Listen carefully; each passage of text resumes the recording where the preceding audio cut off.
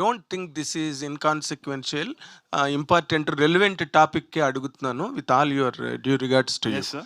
మీరు తెలంగాణ మనిషి, తెలంగాణ భాషకి వాటికి మీరు అద్భుతమైన స్టాంపింగ్ ఐఎస్ఐ. ఓకే, ఇప్పుడు జరుగుతున్నది అసలు తెలంగాణ ఆంధ్ర మాటలు, ఆంధ్ర పాటలు, ఆంధ్రాకి సంబంధించిన అన్నది చాలా పెద్ద ఇష్యూ జరుగుతున్నది బయట. బాలు గారి విగ్రహం కూడా పెట్టడానికి వీల్లేదు రవీంద్ర భారతిలో. అవునవును.